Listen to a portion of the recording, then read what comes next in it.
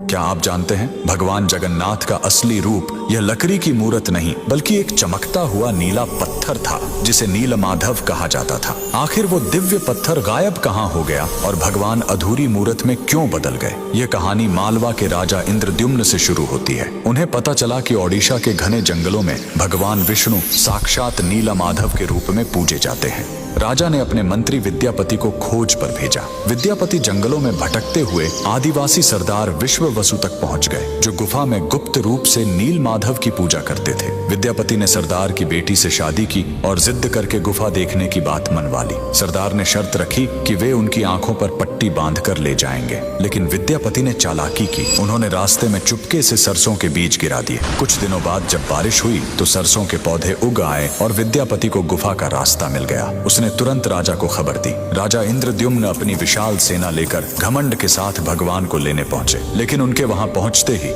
नीलमाधव की मूर्ति हमेशा के लिए गायब हो गई। भगवान अपने भक्त विश्ववसु के साथ हुए धोखे और राजा के घमंड से नाराज थे। राजा ने रोकर माफी मांगी और अन्न जल त्याग दिया। तब आकाशवाणी हुई, मैं अब उस पत्थर के रूप में नहीं मिलूंगा, अब मैं समुद्र तट पर एक लकड़ी के लट्ठे के रूप में आऊंगा। कुछ समय बाद पुरी के समुद्र तट पर एक विशाल अद्भुत लकड़ी का लट्ठा तैरता हुआ आया। राजा समझ गए कि यही भगवान का नया रूप है। उन्होंने तुरंत आदेश दिया कि इस पवित्र लकड़ी से भगवान की मूर्ति बनाई जाए, लेकिन समस्या यह हुई कि वह कोई साधारण लकड़ी नहीं थी। जैसे ही राज्य के बड़े बड़े कारीगर उस पर छेनी हथौड़ा चलाते, उनके औजार ही टूटकर बिखर जाते। उस दिव्य लकड़ी पर खरोंच तक नहीं आ रही थी। तब स्वयं भगवान विश्वकर्मा एक बूढ़े शिल्पकार के रूप में आए। उन्होंने कहा, मैं इससे मूर्ति बनाऊंगा, लेकिन मेरी एक शर्त है, 21 दिनों तक कमरा बंद रहेगा। अगर बीच में दरवाजा खुला तो मैं काम छोड़कर चला जाऊंगा। राजा मान गए। 15 दिनों तक अंदर से छेनी चलने की आवाज आती रही,